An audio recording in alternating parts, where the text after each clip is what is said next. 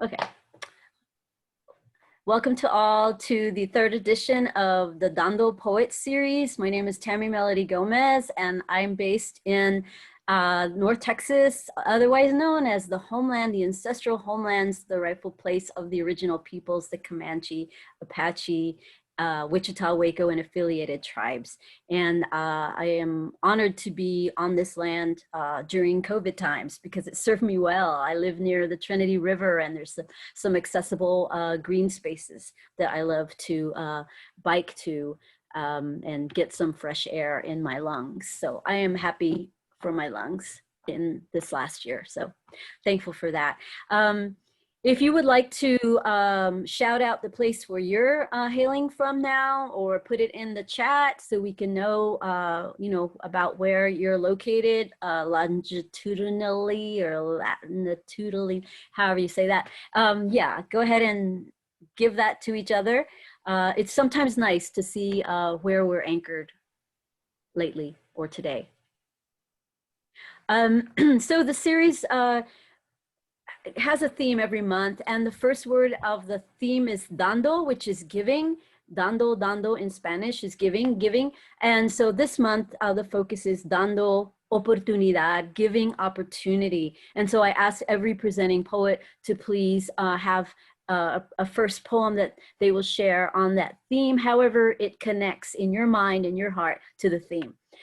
So that's not for me to decide. So I have not previewed any poems or approved any poems. I don't do that.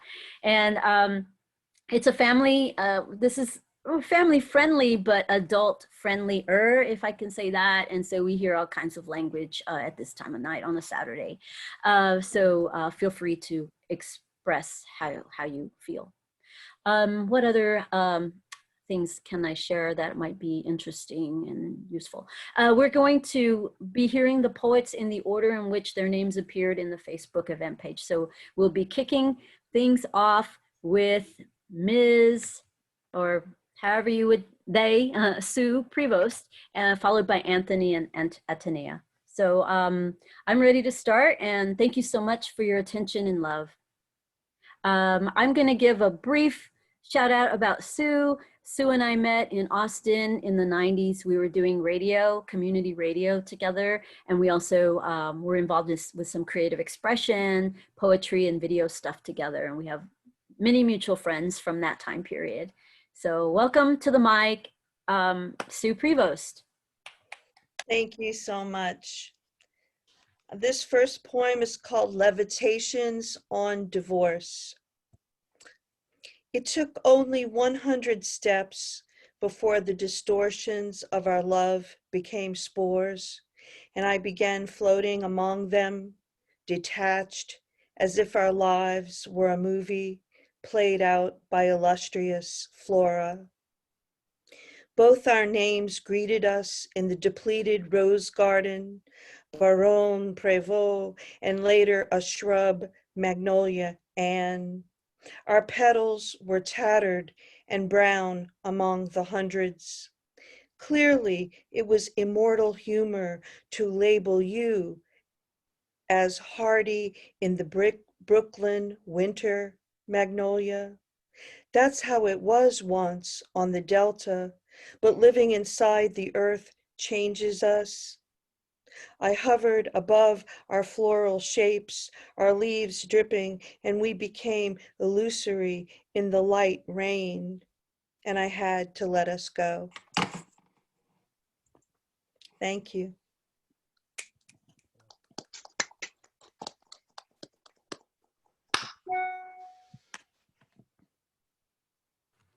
Illusory in the rain. I love that. I love that. It's implanted here right now. Sue, we'll call you back for the second round. Thank you so much. And thank you so much, humbled. Moving on, continuing with the Dando Oportunidad round of poetry, I want to introduce Anthony. And let's see if I can see you. I want to see your face as I'm talking about you. Yes, there you are.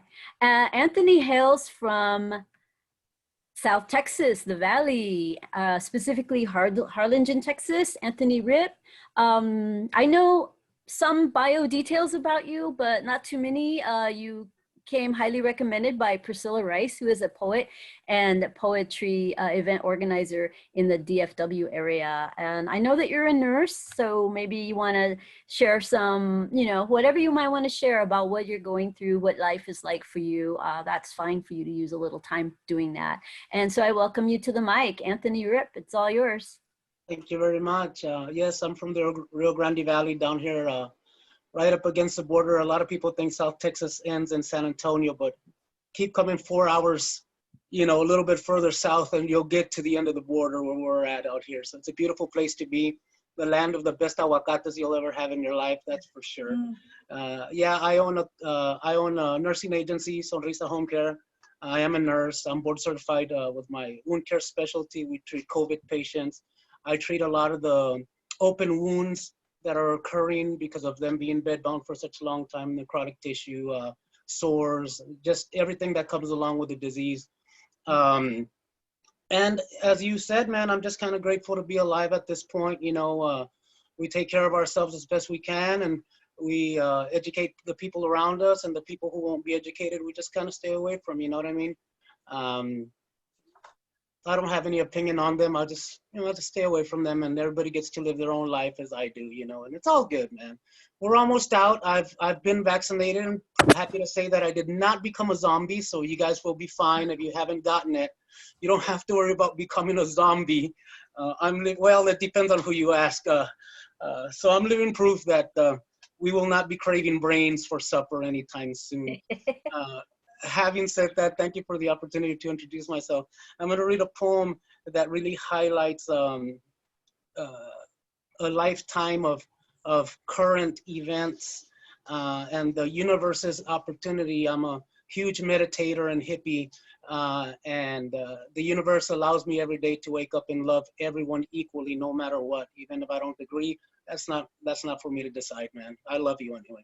So it goes a little something like this.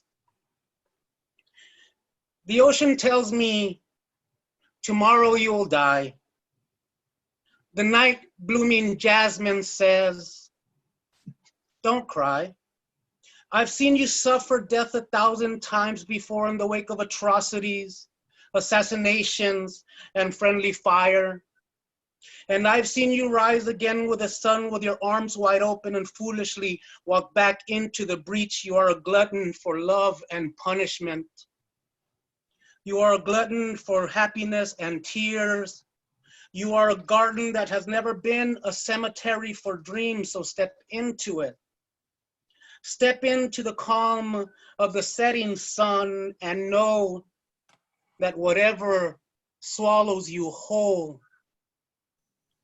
will inevitably spit you out. When the glowworm nears and the morrow begins to show its face, it will spit you out. The jellyfish says, what say you? Shall we away? I say, wait. Let me take off my shoes. This little piggy stuck his head in the sand. This little piggy just wanted to play. This little piggy had a Buddha tattoo. And this little piggy, as Confucius say, kicked like a mule.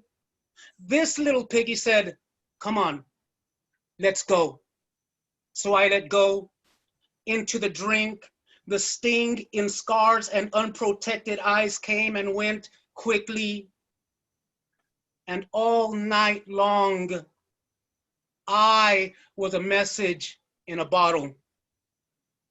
All night long, the tides came and went. The waves rocked me back and forth. All night long, I had the moon on my back. And when the glowworm streaked off in the distance, the morrow was faithful to its daily task, and the ocean spit me out. I am a hermit crab without a shell, and I've returned to the deluge violence, loveless people, children crying, music in the streets, poetry, music, and chances, and go once more foolishly into the breach with open arms,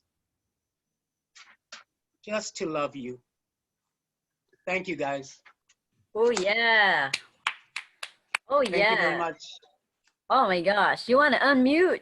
Give Anthony some love here in the moment. Ah, we love that. Woo! Thank you guys for the opportunity. Woo! Good call, Priscilla. Yeah. Good call, Priscilla. So we'll hear more from you in a little while, Anthony, in the next hour or so. Thank you so much for your energy and love. Next up, also recommended by Priscilla Rice. I'm so excited. I did catch about a minute or two of your reading for the, was it Pleasant Groove event. Yeah, Pleasant Groove. So, yeah, so here you are in your bright green Atenea Aphrodita. Yes. And so excited to be hosting you here. First time reader for the Dando Poet Series. You hail also from the Valley, from McAllen, Texas. So welcome, Atenea, and have at it. The mic is yours. All right, thanks.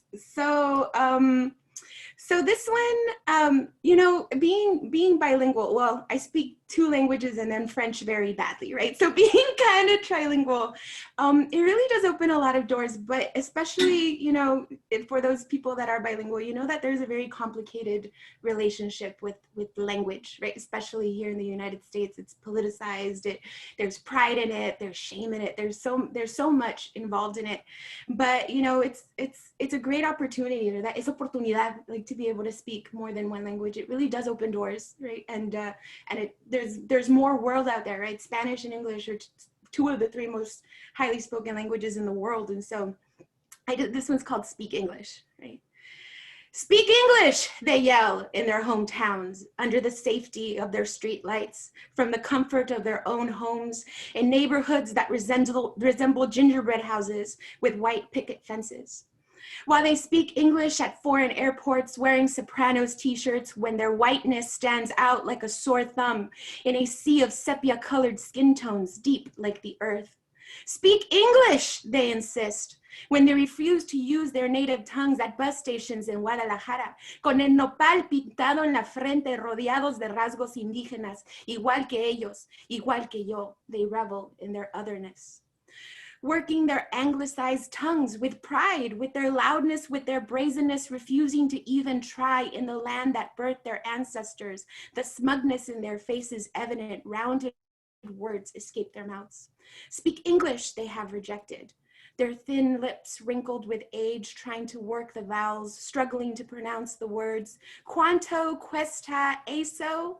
I try to translate for them, but they return to that foreign tongue, stubbornly determined to pay their respects in a tiny town named Comala, deep in the Mexican tropics.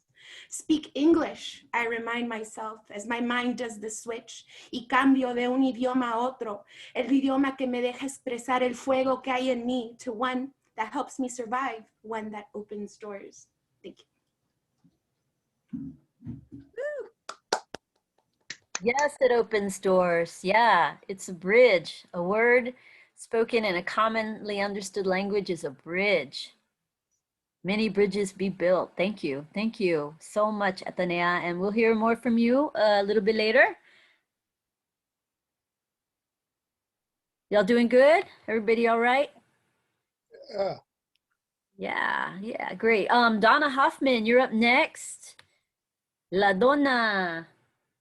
I have a piece of plastic with your name on it here, but oh yeah, here, let me show you. I got some spaghetti and it's so, yeah, I got all kinds of COVID time to spend, so I make things collage. So this is going to be part of a little art collage for you. Thank you. I love that.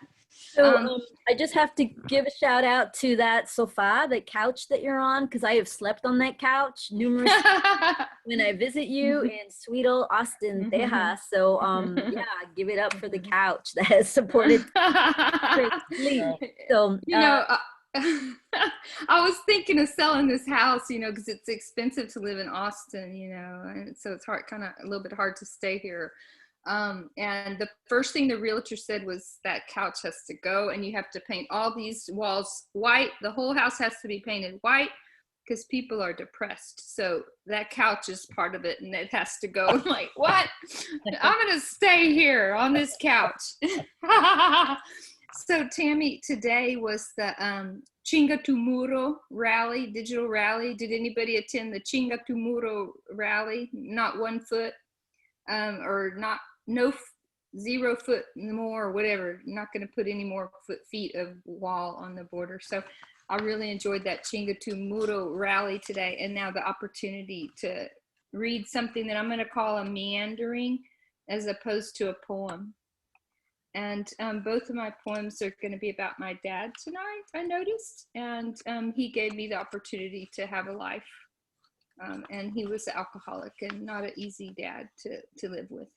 But, and I'm unable to write a short poem, I found out. So I guess I need attention or something. So I'll try to read it kind of rapidly.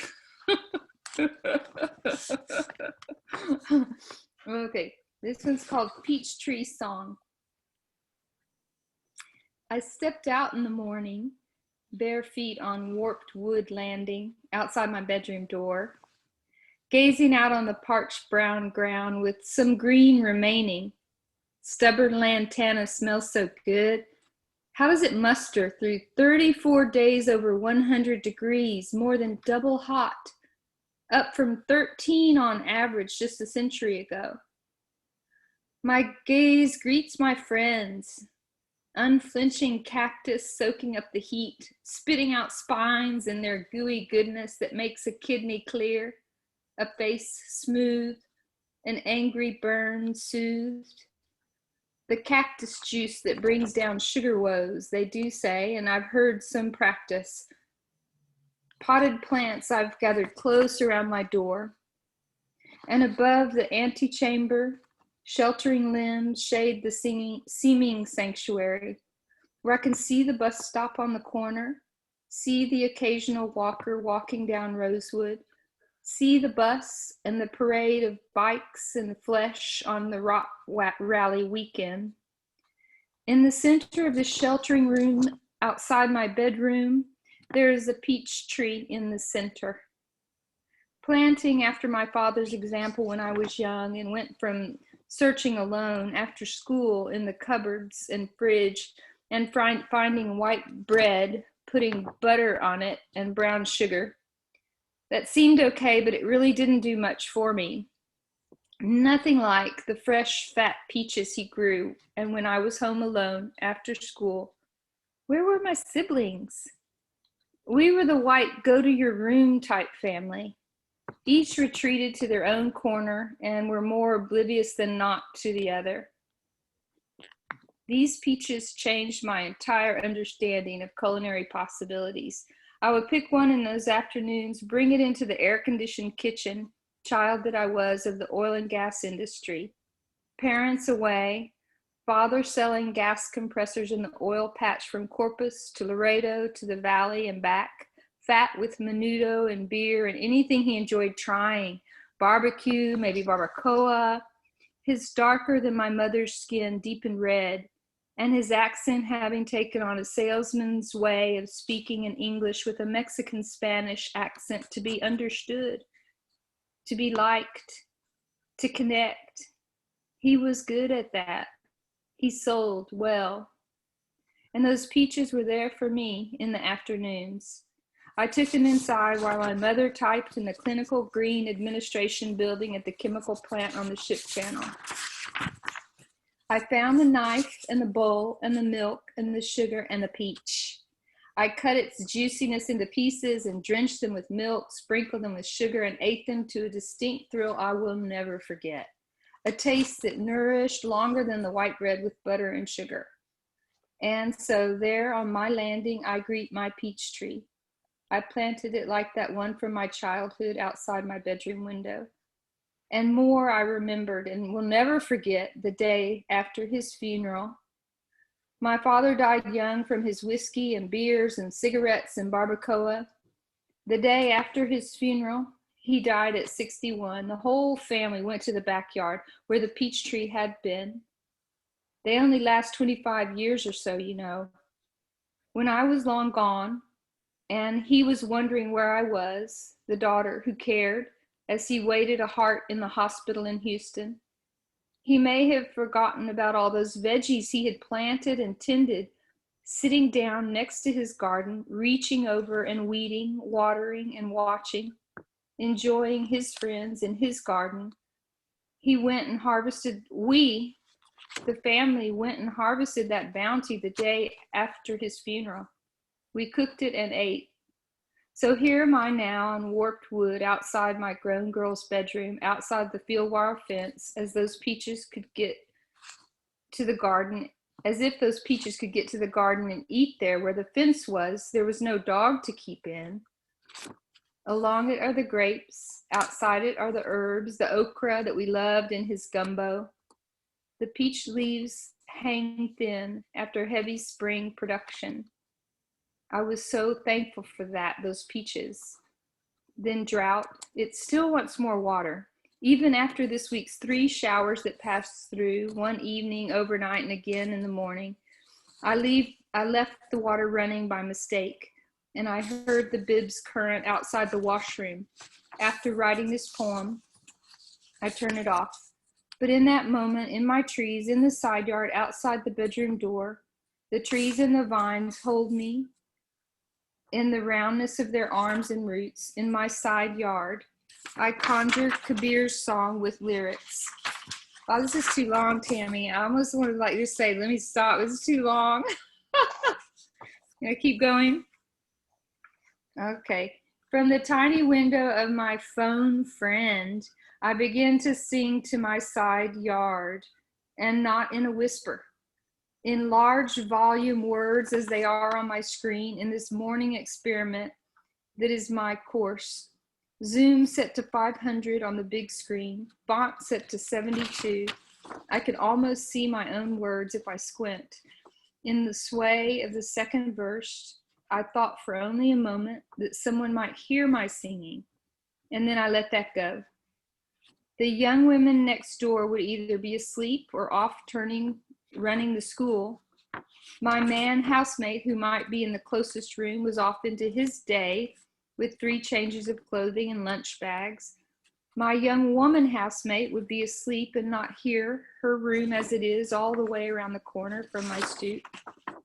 So there, facing the peach tree, facing the treaty oaks, baby, facing the hackberries, lantana, jasmine, and alamo vines, I let it go to them in a soft cadence, the cross between chant and lullaby, over and over again, singing up with my lungs to the rhythms of the assured female yogi. There with my peace tree, I comforted my soul as it comes and it goes. There beside the peach tree, finishing after many repetitions, then I paused and listened. Took in what the brown, crunchy grassroots sighed back to me as I reached down to throw the hose from one puddling side to the other. A large, uncommon bird's wings fluttered powerfully in my right ear as it lifted out of the branch very close to my body and flew aloft into the high, thin branches of the Palo Verde, just across and just above the fence next door.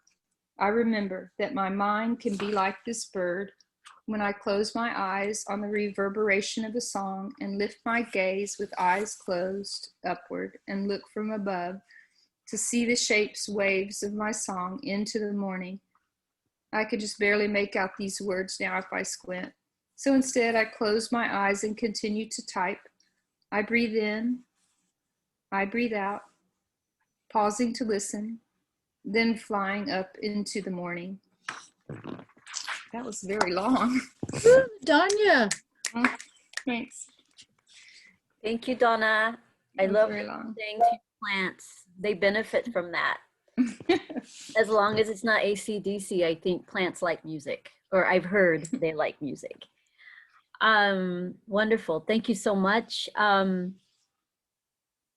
Next up is Chingy Chen, who's speaking to us today from Lake Forest Park, Washington. Chingy is a mover because I think we met when you were still in Houston. And now I guess you're based in the Pacific Northwest because of scholarly and poetic pursuits. If you want to tell us a little bit about that, what you're doing. And I know you're mentoring a lot of people because a few of your poets are approaching me now for possible reading opportunities, which is great because I'm happy to be here for that. So Chingy Chen, welcome. The mic is yours. Thank you, Tammy. Thanks so much for curating the space. It's good to see Texas folks. I missed the sun. And and Tammy, could you let me share the screen? Oh yeah, sure. Thank you. So I moved to the Pacific Northwest to teach at University of Washington, Bothell. I see some Bothell folks here, so excited about that. I'm gonna share, can you all see? Yes. Okay. I can see. Okay, great. So the poem I'm gonna share is inspired by a tarot card pull that Swati Karuna did for me. And then I actually, with some of my students, we've been looking at this amazing tarot deck card from the Asian American Literary Review, and it's all artists and writers, and they remade tarot decks. So I wrote this poem in response to Swati's poll, but also in response to a prompt that Hari gave in relation to this deck. So if you don't know about it, I would check it out because it's really beautiful. Emperor. He lays a card in front of dripping table. 4 says how good it is to be among fellow ships out to field, to be fellow sheep floating in river. The redwoods represent arriving storm, represent a village gathering in dark and sweet, to taste harvest. If I pull a tree in morning, there's no thunder, but red rain never leaves. If afternoon opens door, rain incurs seeds green and cut in bloody dirt. But this is night's terrain, a long, low wail and red jacket lapel. This redwood's hands brush red dirt off your sensitive shoulder. Reminds you to hold one's ground, requires a sleek key to bend close, to gather metal through frost and tooth. Thank you. Yeah. Yeah. Oh. So how did life go after that reading, Chingy? It was 2 weeks ago, and Swati said, so the card was the Emperor, and Swati said, but I'm gonna reread it because it, sometimes you feel like that maybe if you think about it in like more normative terms, that that might not be the right card for you. And so what she said is, think of it as the redwoods, where you're kind of holding space for what may come, and like think of growing into your power, which I really liked. So I gift that all to you too. I love extra explanations for poems. I just love the insights and the extras. Thank you. That's why when I was buying vinyl and CDs, I would read all the liner notes. I mean, I live for that extra stuff too. Thank you.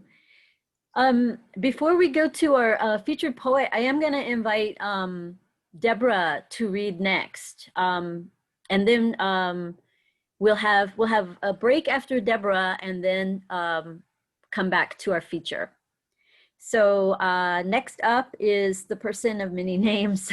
I just referred to as Deborah, but Lee Castro de Chowdins, such a wonderful, spirited person. I've known you for a long time now.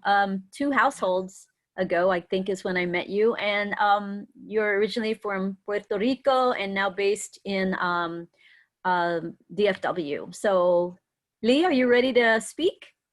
Sure. Okay, you're on next. Welcome. My poetry is opportunity.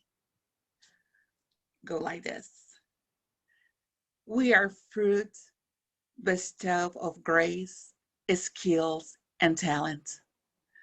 We came for a unique soil, bañados en aguas divinas de deseo, and blessed by the stamp of our language, culture, traditions that sometimes we forgot for the sake of opportunity. But when reality scratches deeply, like the morning flower that blossomed from that last miss of the star, we bleed the hope of opportunity. We can't find it. Who is going to give us to us? Where is the hand that will help us? Our roof is weak. Our hungry, real. Where is the table where we can spread all our fears? Our shoes are dying. Our soul crying. We keep trying, looking for opportunity to shine. What I need to sacrifice. Thank you, Lee. You're welcome. Lee, I love your glasses. Oh, thank you. I bought it very cheap, $6. They're so cool. I love the cat eye thing. Plus prescription, like a 32. Super good. Nice. Really great. Thank you, guys. So we'll hear from you again in a little while. And Sure. next, well, Joe, is it okay? Joe, is it okay if we take a little break first and then come back? Okay, so we're gonna take a little bio break so you can go fill up your glass, hit the restroom. But I'm gonna ask you to also go find a blank piece of paper and something to write with or draw with, marker, pencil, Sharpie, that kind of thing. So bring that with you because we're gonna need that a little bit later. So I forgot, we need supplies for this reading. So, and if you don't have it, that's okay too. So everything's a-okay. I mean, I'm just giving you opportunities and options here. Okay, so we'll take a break now. And we'll be back. It's 8:40 by my clock, Central Standard Time. So we'll be back by 8:47, algo así, okay? Cool.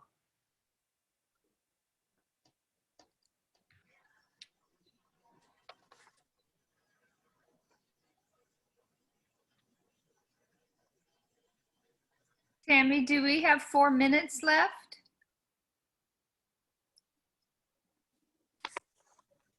What?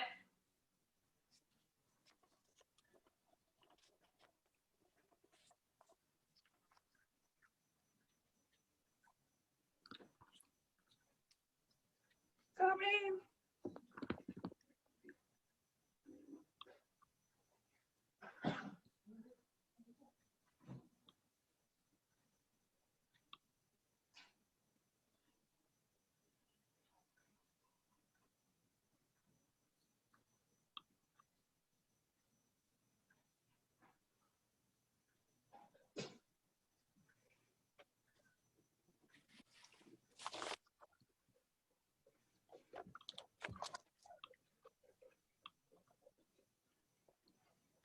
Thanks for sticking around. We have a lot more to go. So for those of us that are ready to rock, I'm just gonna say the event happens every month, and typically it's like the third Saturday of the month. And we have a Facebook group. So if you want to join that, you're welcome to have a look at that page. And if you are interested, you can definitely just join the group. And it's a way to stay updated and know about all of the different events going on. Oh, that's good. And if you have read in a given month, we like to ask you to take a break the following month. So like if you wanted to read a lot, then it could be every other month. Where I'm trying to extend opportunities to folks that I've never heard before, seen before. And because it's digital, it's great to be able to have access to folks in physical spaces and geographic locations that I can't get to in a typical year. Also, I think it's important to me to hear people whose names I know or work I've read if they're available and it's possible to have them in the reading. So if you have any poets who you follow and who you want to recommend or suggest for future Dando events, please let me know. I appreciate that. And Christina, good question. Let me see if I can share my PowerPoint right there.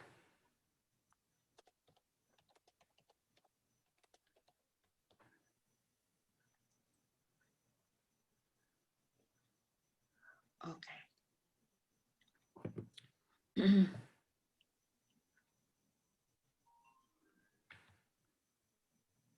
Okay, so our next poet is the featured poet for tonight, W. Joe Hoppy.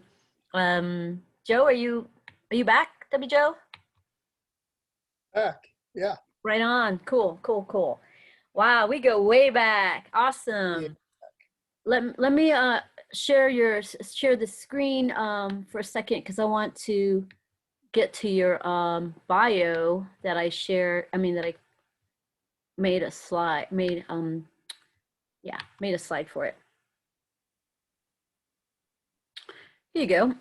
W. Joe Hoppy recently retired after 25 years as a teacher at Austin Community College, but shudders at the idea of being called a retired English professor. A semi-prolific zinester back in the 80s, he has had 2 full-length books of poetry published, Galvanized from Dalton Publishing in 2007 and Diamond Plate by Obsolete Press in 2012.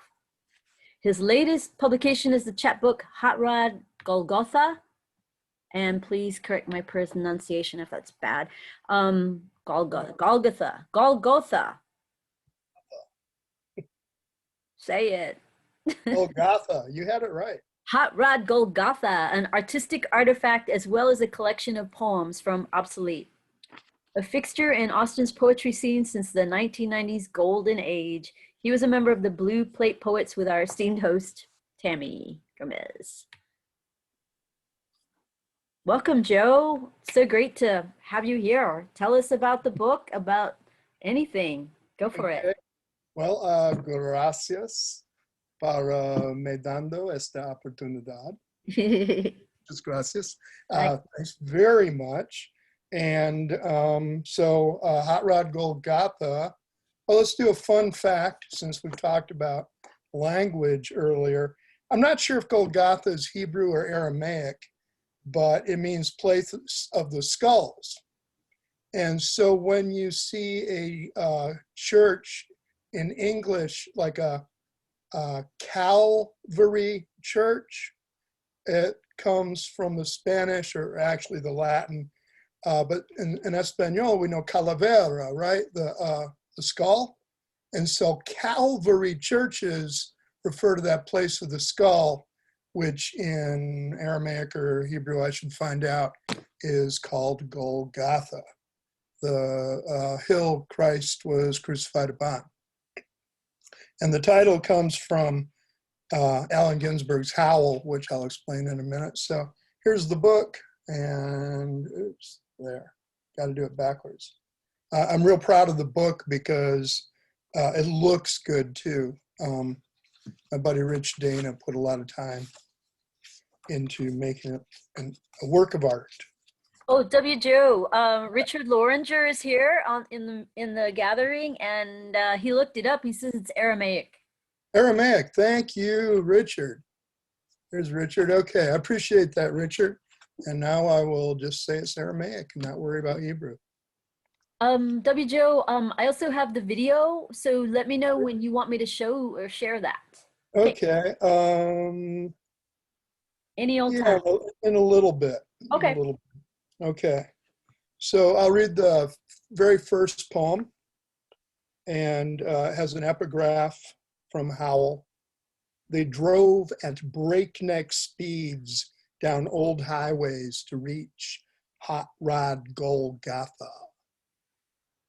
Golgotha Hill, place of a skull-shaped hill, a hot rodder heaven of redemption, where it all pays off, the work to get money, the money to get parts, the finding of parts, the scrounging of parts, the connecting of automotive accoutrements, the work once you get the parts to fit them all together in strange new ways, like nobody has done before, and form follows function, insatiable beauty, only to hit the road, hit it hard like a skull bone, like a free road agent taking your agency into your own wrench twisting, hammer banging, flame torch cutting, grinding, sanding, polishing, shining hands, a traverser of the boulevards, answering to no man, hot rubber on velvet, dark soft, asphalt, gasoline vaporizing in the air, combustion chambered and shaved heads, higher compression, harder, harder, harder than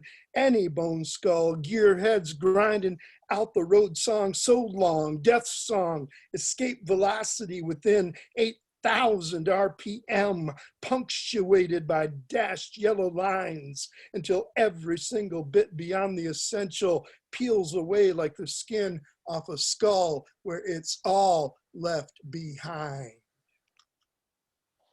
So hopefully that sets the mood a little bit. Wow. Yeah, man, yeah. That was awesome. Thank you. So here's a shorter one. It's called Tire Tracks. Daniel Johnston liked this poem when Albert Huffstickler and I read it, or Albert Huffstickler and I used to volunteer at the state hospital, and the very first time we went and Polly was there, Daniel flirted with her and he liked this poem. So hopefully y'all know Daniel Johnston, and his birthday was either yesterday or the day before. He would have been 60. So this is called Tire Tracks. Something was wrong with his sense of touch. The only feel he felt was roll. Mad sci-fi doctor welded little Hot Wheels cars to the tip of each finger, so he knew what was what through their tiny wheels as he drove all over his grandfather's faded tattoos.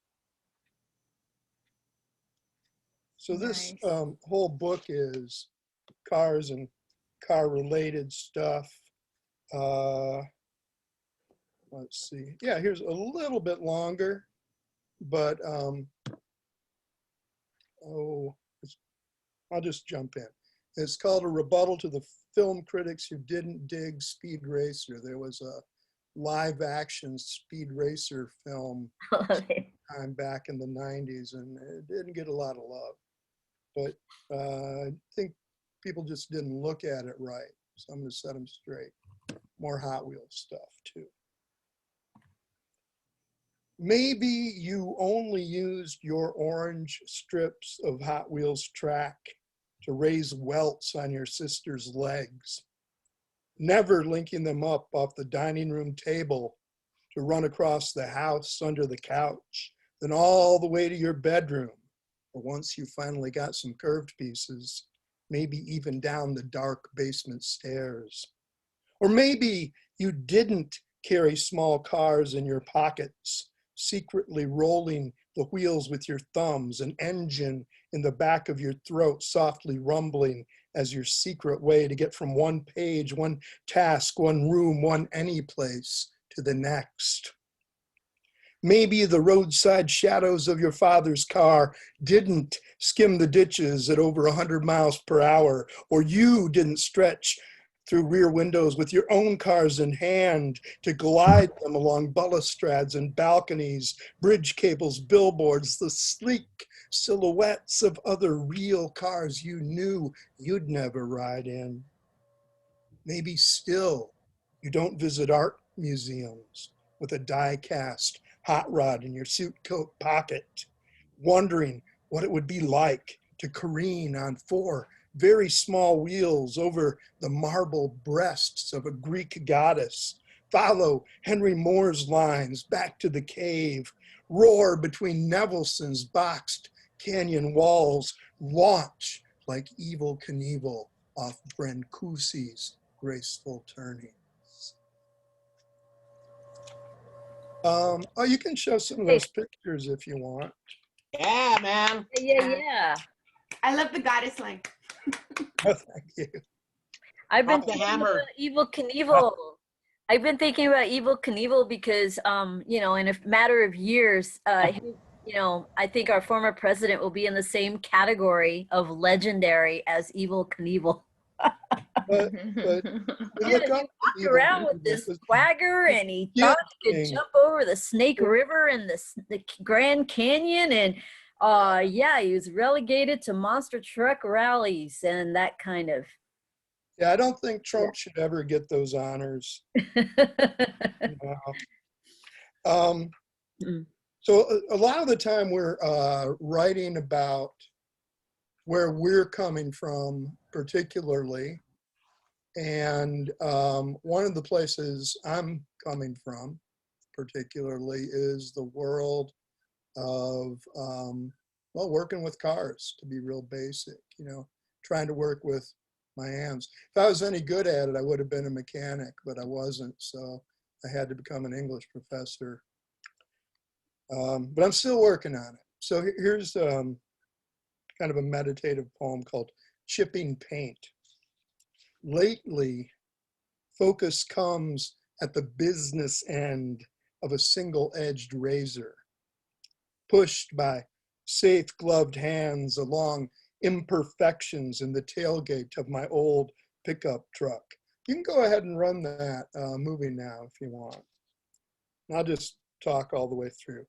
Cracks get widened into snow shovel gaps to slide up and over this adamant blade. A sharp-edged tsunami pushed by my thumb erodes coastlines of turquoise paint. A really good run goes inches at a time, curling up a candy coat brittle in its wake, or simply chipping around stamped letters, D-O-D-G-E. Short lines excise without room for momentum. Underneath, rough rust, shining steel. When I'm lucky and gentle, the placid gray of primer, but pink Bondo can show up unexpected. But then I start looking at the clock, dreaming of smooth and shining paint, cool green blue and bright white.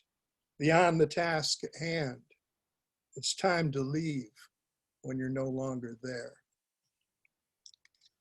And this one's called More Miracles. Más y más, y más milagros. I'm witnessing the likeness of Jesus again. This time as I grind rust from the left rear fender of a 51 Plymouth. Further up toward the peak where fender and car body join, a remnant of green paint resembles Iowa. I do not take this as some kind of sign to put my tools away and search for salvation in Middle Western cornfields. Instead, I keep grinding. Iowa turns into Aleutian archipelagos. The deep Jesus rust turns into a Holy Ghost. And here is the miracle. Me, these years now happy. Own house, good job, family that loves me. That there's a miracle. Okay, this one goes out to Anybody who's been to Houston and seen the sign that says Buffalo Speedway, it is a sonnet, but if I read it right, you won't be able to tell. So Buffalo Speedway, Houston, Texas, 1979. Then never before 2 or 3 in the morning, we'd take out our adolescent angst and our parents' Vista Cruisers, estate wagons, safaris, our own Novas, Ramblers, Darts, maybe Mustangs. No, we were not the coolest. We knew our rides were lame. But we'd found the weedy tunnel that got us into the pits of the late, great, and abandoned Buffalo Speedway. Those cars we drove, mostly powered by a basic 6. Attempts at racing would have been beyond pointless. It was just about gathering the herd, thundering round and round, relentless, raising dust on that half-mile oval's dirt until somebody crashed or we ran out of gas. I'm going to do 2 more. You hear the snaps? Snap. Yeah, I'll do, 2 more. Okay, so I worked on a 51 Plymouth for over 7 years.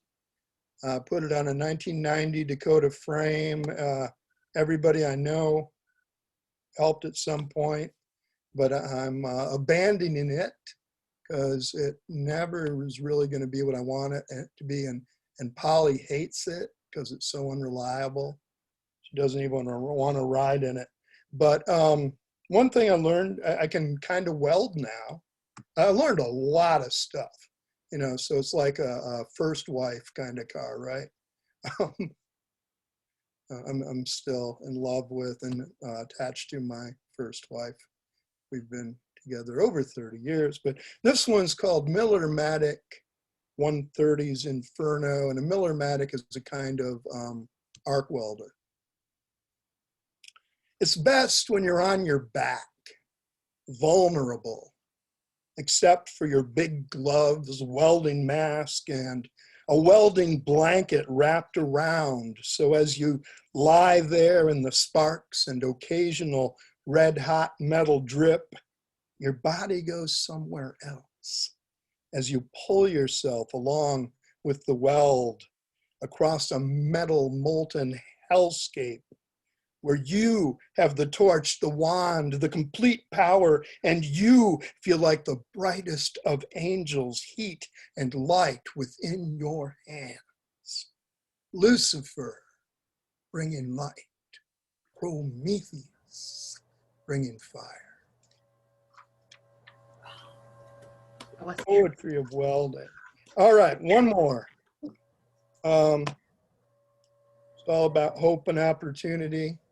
But you know the end of the story because I just told you. But we'll go back a few years to 2016. And this is called 1951 Plymouth Cranbrook Independence Day 2016. This is before the era that just ended, Independence Day. But it has a subtitle, When America Was Great Again. And the best way for me to connect was to hit the highway, roll the road in a 1951 Plymouth 4-year project helped by dozens of friends, built in the way of my ancestors with the tools of my grandfather in the spirit of my people. Not quite legal with no inspection, license plate, speedometer, backup lights, windshield wipers, or side glass. Missing most of the interior except for seats. Big hot hollow can resonating with cherry bomb exhaust. Sun beating down on a thin metal roof, 100 degrees by mid-morning, while Polly sits beside me in a torn up bucket seat and her own America, or love, or just indulgence maybe. Sweat in our eyes and ears, registering a rumble and not much else. Until too loud, too hot, who knows how fast.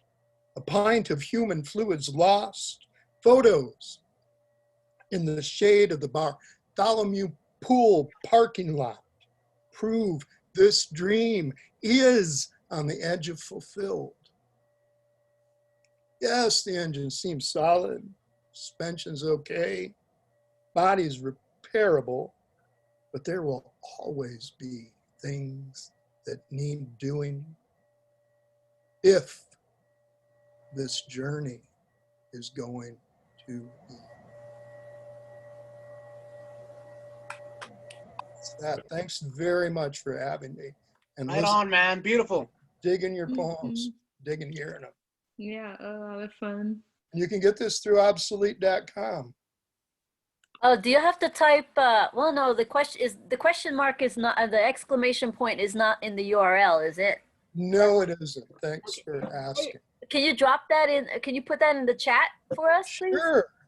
Yeah, the chat's a little tricky for me. You'd think it'd be easier, but yeah, I can do that.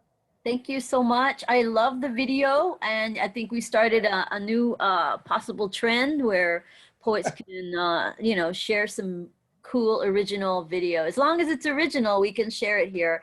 How many readings did you do today, Joe? Joe? Just one today. Polly did the video. Okay, nice. Very, yeah. Well, yeah, I've done a couple. Eddie can. I had a Boxing Day one and a New Year's Day one, and then I forgot to go to yours. Yeah, that's cool. That's cool. We don't need to talk about that. But yeah, glad you made it tonight. And man, so many great memories of the 90s, rocking out at Electric Lounge and attending your notoriously legendary July 4th parties. Yeah. Oh my You God. were on a cinder block. I think before we cut your hair, you had some things to say.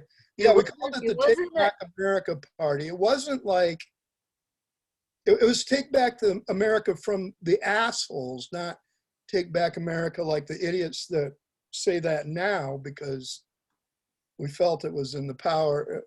It wasn't in the hands of the people. This would have been, these were Bush years, weren't they? Yeah, it was. Yeah, yeah. And you did not cut my hair. You had clippers. You shaved my head. Yes, just the sides, right? Well, yeah. What else do you do at a 5-hour long party? You know, drink tequila and lime Cut juice a lot of hair and and get the clippers out. Yeah. burnt it all later so nobody could do Mojo. Oh, well, thank you for that detail. Thank you so much, Joe. Hang out with us, and yeah, we could chat a little bit more a little bit later. Next up, Tom Woodruff. You're on next, and so happy to have you here. Another Austin-based Australian poet, this time Australian.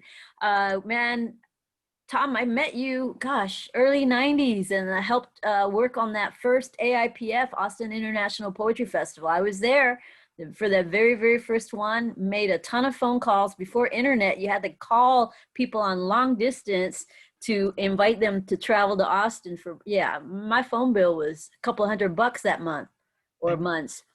All of us, yes, it's all true. And I'm glad I'm glad we're still talking. It was a magical time, but boy, was it hard. So we all are from somewhere else, and we all learn by travel and by pilgrimage. So travel with me for a moment.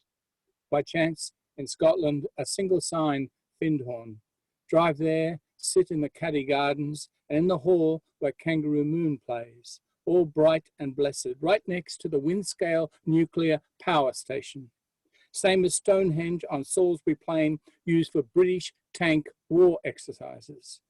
Same as the wonderful Welsh valleys used for Harrier jump jet practice. While in Scotland, seek out the Sinclair Chapel, older than your new world, where images of the Green Man in every corner, as well as images of that murdered apprentice. Sit in writers' chairs for inspiration, Dickens, Wordsworth, O. Henry. Go to Writers' Towers, Joyce in Dublin, Yeats in Connemara. Walk to the grave of Ossian the Bard with a 360-degree view of Northern Ireland.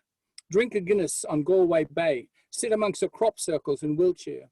Hug the stones of Avebury. Enter the Menonthol in Madron. Visit churches, abbeys, cathedrals of ley-line significance, always searching for significance.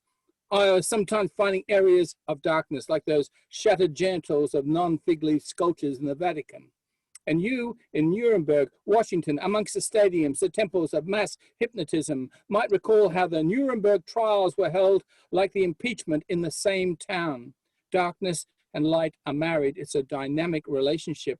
Abuse of the sacred is everywhere. Look at our environment.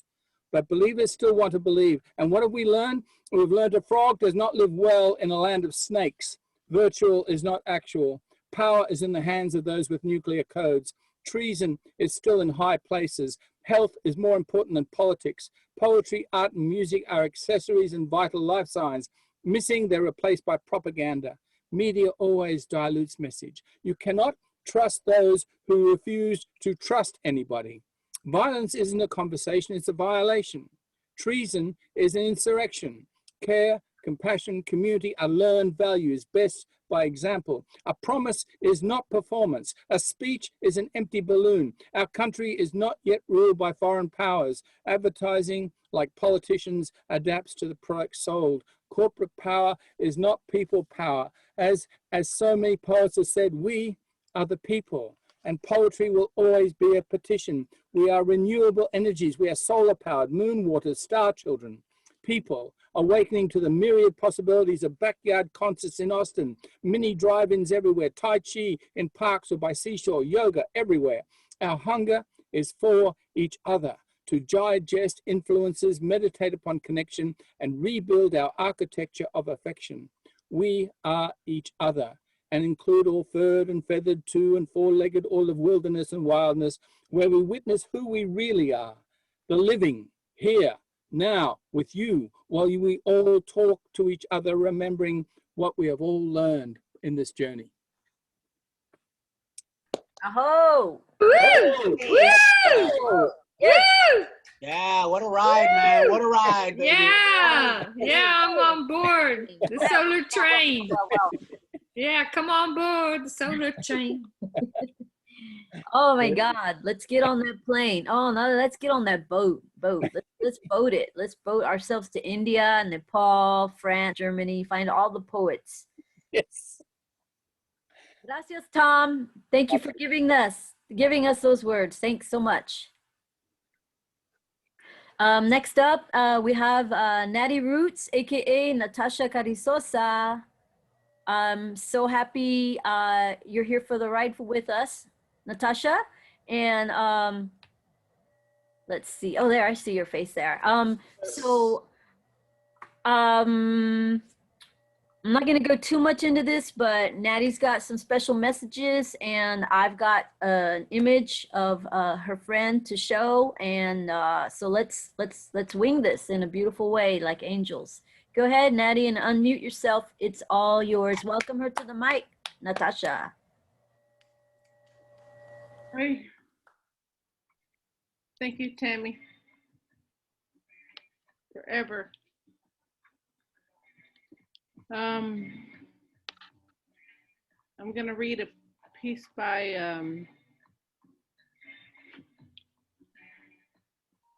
Natasha, I'm going to show his image. Let me do that. And I know this may be difficult. What's going on with that one?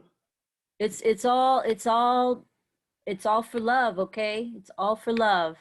Okay. And there's so much strength. These poets, we got so much strength here. So you're not here by yourself with this, okay? You're not here by yourself. We're with you, okay? Yeah, that's the man. He's awesome. Well, I don't know if you can hear me, community, but Loud and clear, yes. Don Juan Hutchinson is a poet, DFW, battling COVID now, cancer survivor, poverty, East Side, South Side, Fort Worth, all these things. And he wrote this poem in the bed the other night. Bring it, bring it. Inspirare. Or lighter. There is but one wise adjudicator who will judge us all.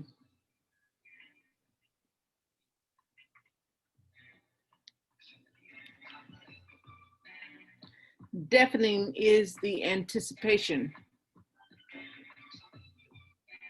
The measure of a man is tried by fire, a baptism, sacred mother,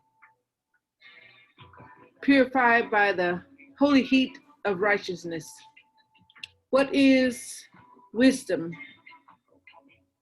What is wisdom? Applied knowledge of corrected mistakes. Am I ever learning? I will be tried by the Spirit. Sometimes I think God is hawking me. I catch her hawking me, staring, hawking me. When I look into the mirror, the breath of God is love at first sight from a blind man, a rippled riverbed for a sleeping beauty. I will be tried. I will be tried by the Spirit, the burning questions. Why would God follow me? What is light? A glimmer of hope. A glimmer of hope guiding God me through the land to find herself. I will be tried by the Spirit. What lies in my hand but a song? 119 through 105. But a lamp under my feet. Burning flame, but sacrifice. A word, surrender now.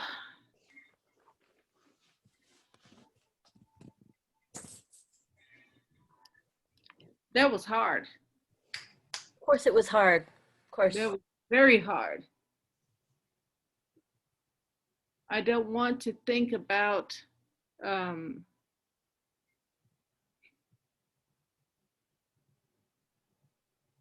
anything but done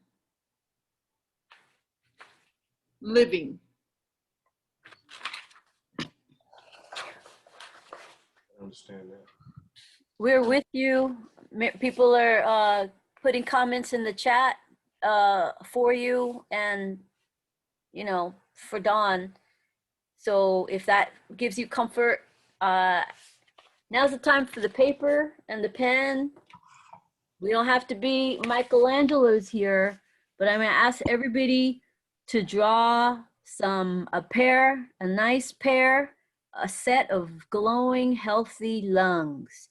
When you finish drawing your little sketch, not Michelangelo proper like, but what you can do right now, hold it up to your camera for Natty to see. Some glowing, healthy lungs. If you want to tell us about his current condition, anything you want to share, how we can help, Venmo, GoFundMe, please share that, Natty. Well,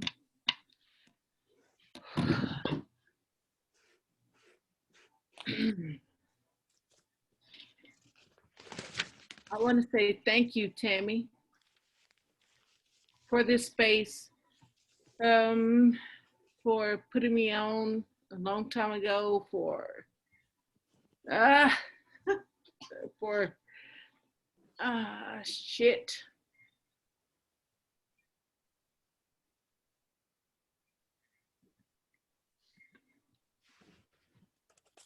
You know you have a golden mouth, so there are no mistakes. I know. And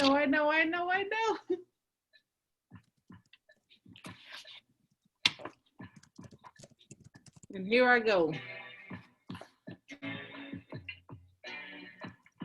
Pennies in my blood. There are pennies in my blood. I could lie and tell you I do not know where they came from or how they made their way down my throat and into my belly. But the truth is, I swallowed them as a child. Once playing a game in the dark with Maria Elena, waiting on our mothers to finish casting spells on strange men. The men were always there. South side of Fort Worth. The men were always there, drunk on Budweiser, and the Spanish that spilled from my black mother's tongue like honey. I grew with honey and peacock feathers in my hair. I am child of Oshun. There are pennies in my blood. I could close my eyes and pretend I never saw the altar on Mimi's altar, the one she shared with Malena. I was mesmerized by the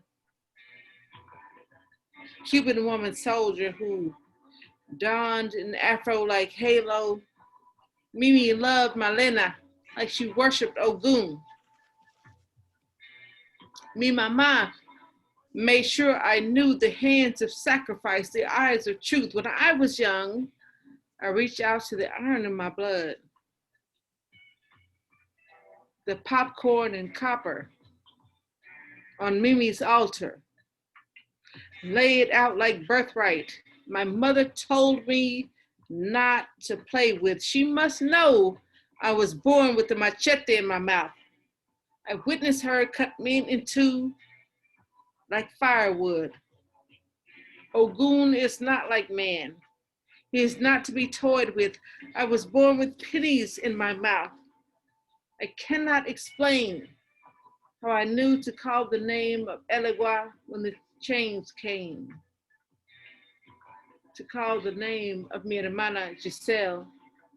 I cannot explain how I knew to take the egg and roll it down from our faces to legs, from our hands to feet, and break the yolk at the foot of a tree.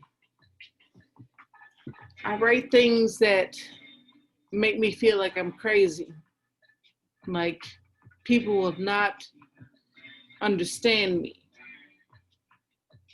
I'm just a mad woman. I'm just a mad man. But the truth is,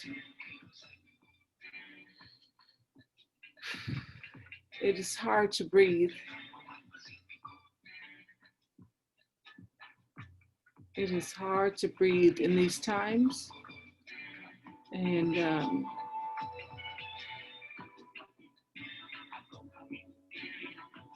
Folks, I'm gonna ask you to hold your pictures up, and if you have the want, set your view to gallery view so you can see all the pictures, all the pictures.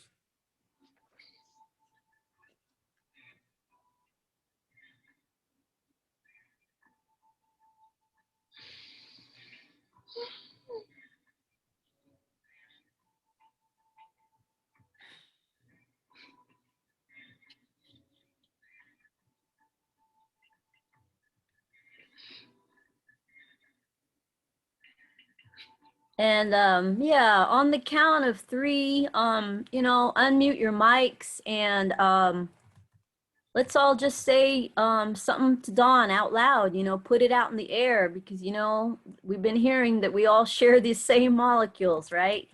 So on the count of 3, when I get there, let's all unmute our mics and just utter some sort of petition or request, you know, the poets beg, okay, together, and no shyness, okay?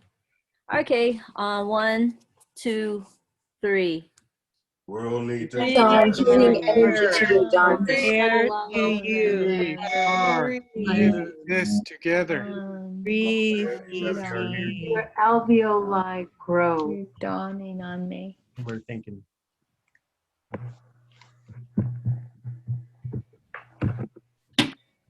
Oh man.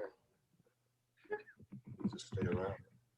This is the work of poets. This is the work that we do. Our words are merely documentation of the work that we do, right, W. Joe? Absolutely. Merely, the words are merely the documentation of being under the hood and working the manifold and the carburetor and the brakes, the chassis and the brake drums. It's all interdependent. Mm. Yes, to Dawn. Zinc, vitamin D, B12, vitamin C are the absolutely no ibuprofen, just the Tylenol.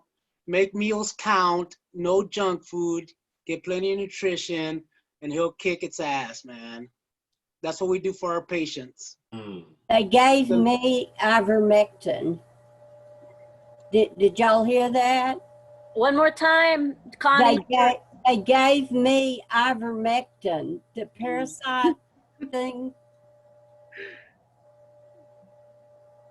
Natty, yeah. These are words from experience, and Anthony's a nurse working with COVID patients. We got all the knowledge right here. We got wisdom, knowledge, love right here.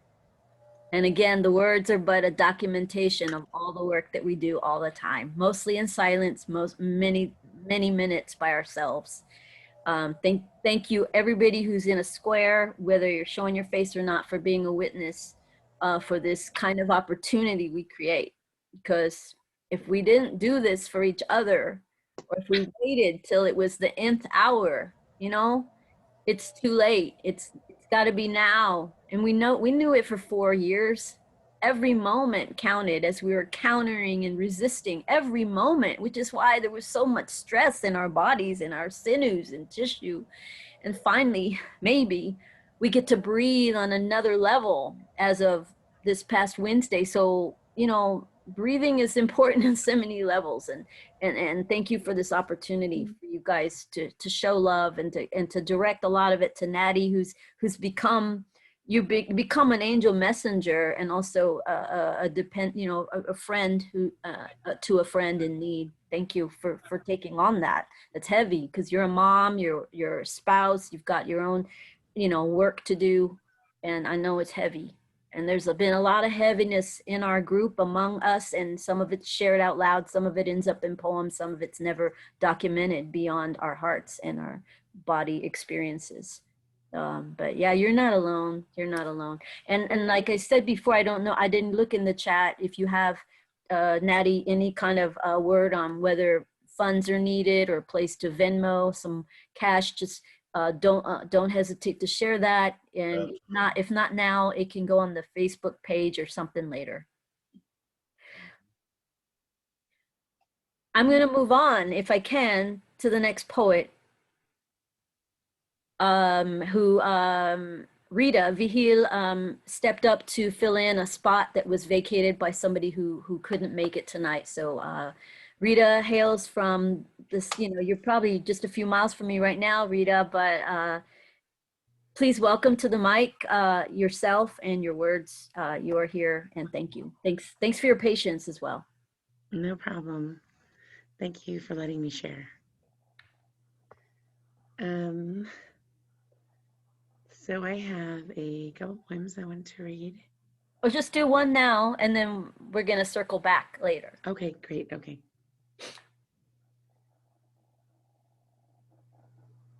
I don't have a title for this one. I can't figure out a title, but here goes. I dreamt we made love. In the dream, you came in me. Love came in me. It was a burst of light, love, and peace that overcame my body. An aura of forgiveness was born. I was in bliss. We held hands, then parted ways better than then we began. When I woke, it transcended into waking life. I felt the gift. Gratitude climaxed in my soul.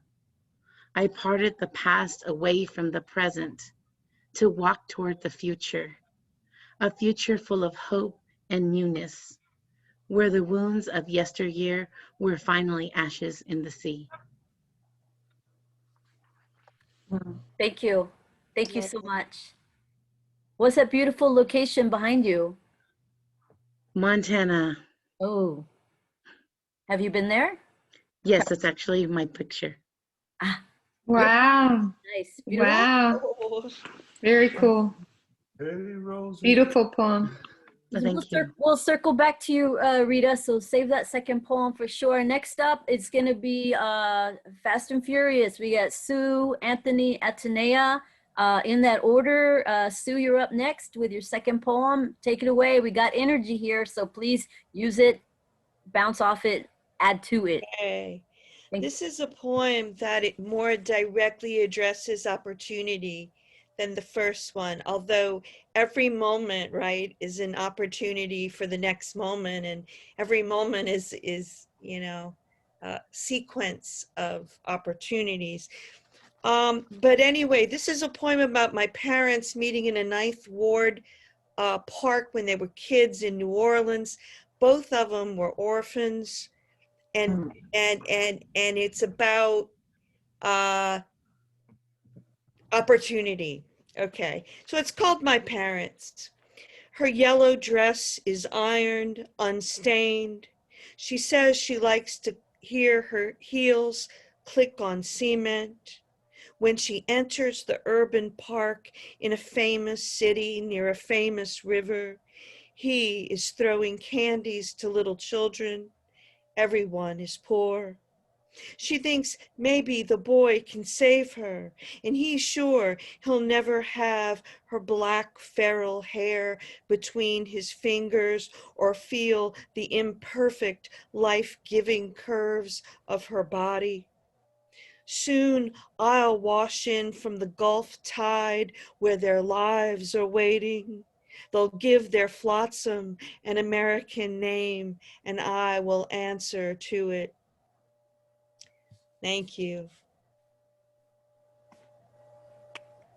Thank you, Sue. All right. And how old were they when they met? May I ask? Yeah, they were like, my mother was maybe 13 and my father was about 15, lied about his age, went to the Marine Corps really early because there was nothing else to do. And they were both really poor. And so the thing was to be at least clean. So my mother was, you know, she was always immaculate in terms of the clothes she wore. And so, yeah, each of them saw abundance in the other. And yeah. And they became family for each other. And they became, yes. And they did a bun dance. Yeah, a bun dance. I like that. They did a little bun dance and produced me. Their bun, their baby bun. Thank you, Sue. Anthony, you're up next, and you got your mic up. I got it, man. All right. Thank you. Inspired by everybody, man. I've changed my mind about what I'm going to read second here about 50 times already because everybody's got so much great stuff. Do it. But I'm going back to the hot rod theme. I do build hot rods. I love working on cars, always have. And this next story I'm gonna tell has a bunch of moving parts. Again, working with so many patients for so many years, I get so many awesome stories, and my poetry they're all true stories. So I just kind of add everything. This is one where I was really looking into the history of Motown and blah, blah, blah, blah, blah. This is about a woman who's trying to get out there on the Chitlin circuit and make her name for herself on the blues scene, man. So I'm gonna do it all from memory. I never do it the same twice because I always forget it. I'll just ad lib. Here it goes.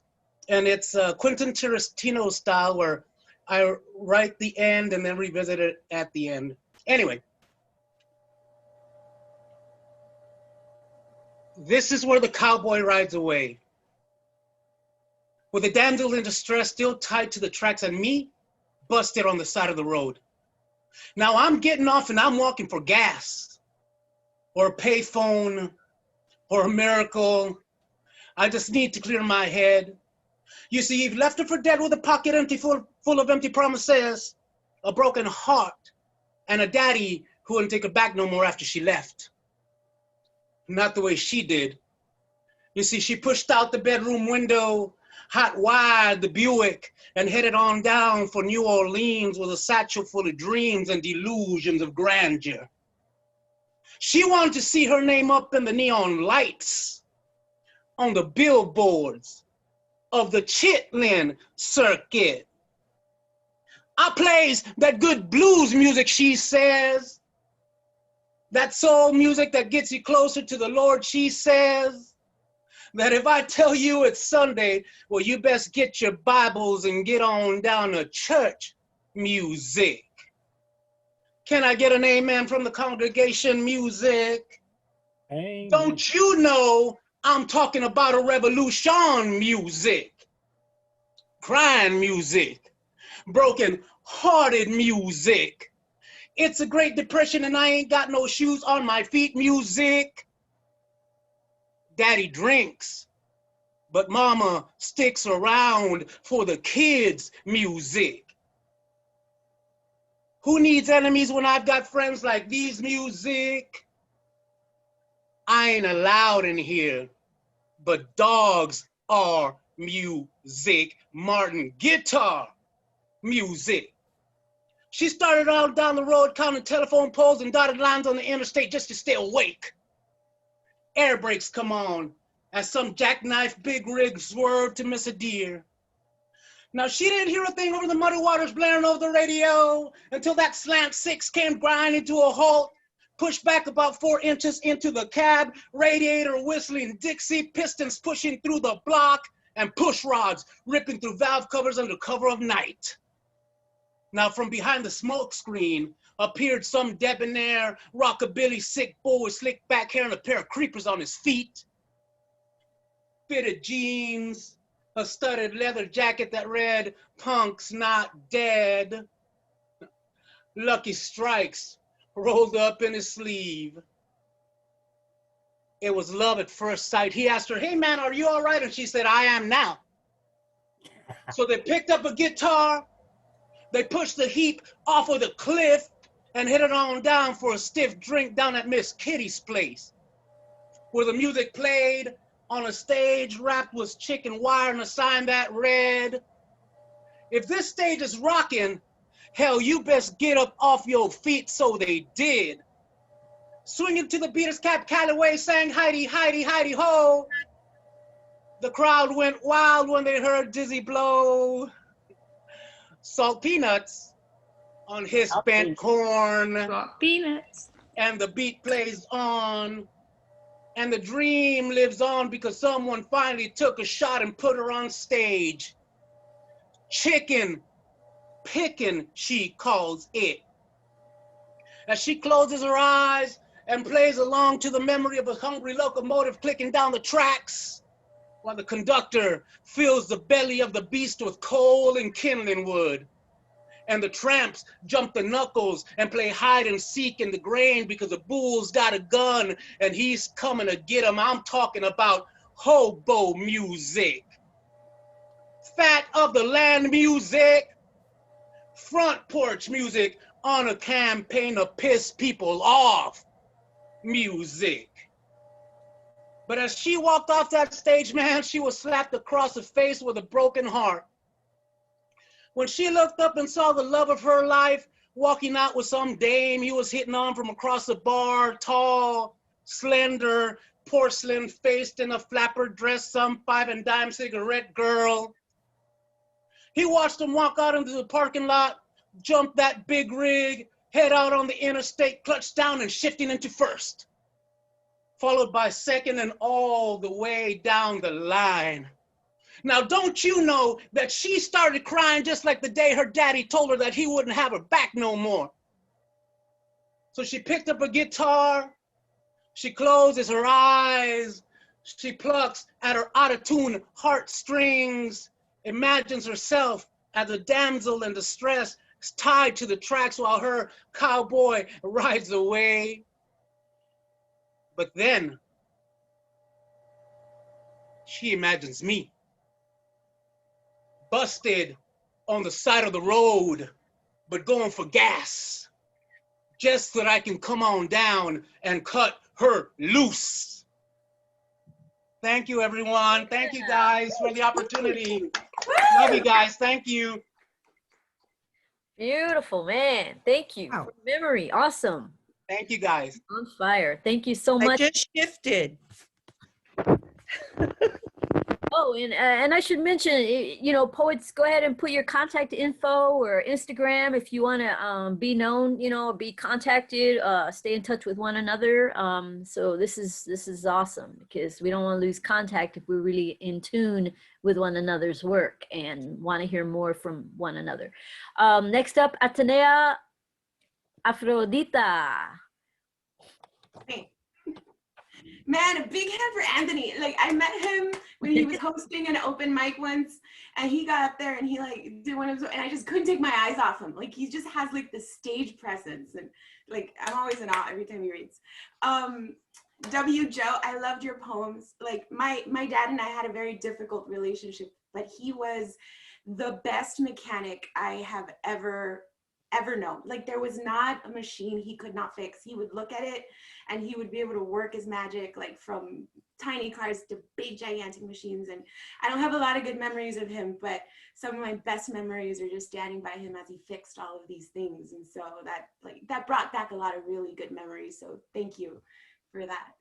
All right, so this one I just wrote it recently, and keeping with oportunidad, right? There was a friend of mine who she's been trying to get away from her narcissistic ex-husband, and so I've dealt with my fair share of narcs, right? And I kind of have it down, like how to like gray rocket so you bore them to death and they just leave you, right? And so I was kind of like giving her advice on how to be a gray rock, right? And she was like, so after we had that conversation, she was like, I don't even know who I am. She's like, you know, my identity has been so caught up in this person, right? Just pleasing them or trying to like get them to leave me alone. So really downplaying myself. She's like, I don't really know what. And I had just written this. And so I sent it to her. And she was like, yeah, you know, and I was like, I was very like grateful for all the lessons I've learned and that I can help other people out, right? Like sometimes you're going through it and you're just like, man, this sucks balls. I'm sorry, right? But you're like, I really wish I were going through this. And then like years down the line, you're able to take those experiences and help other people. And so I was very grateful for that, you know, that I had an opportunity to do that. So this one's called The Architect. Healing is a type of construction, a mass undertaking where you are the architect and the building crew, the material supplier, and the concrete dude. You pour the mortar and lay the brick. You make sure that everything sticks. You start with a vision of where you want to go, then research other people's plans for how they got to have such magnificent mansions when they started out living in dilapidated shacks. You have to be the financier and learn to search for funds in a world where energy is a valuable resource that everyone wants to steal and hoard. You have to learn to pinch and scrape and save and deny it to those that will squander it. You have to be willing to believe that you are a work of art. Believe in a vision of what you will become. I myself am an abstract painting come to life. I have jagged corners that prick and draw blood. I have smooth curves where you run your hand all over my walls.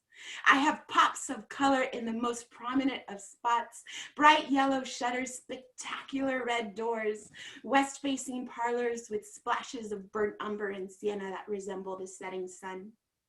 Soothing blue spandrels neatly tucked below domed arches on which to display my art.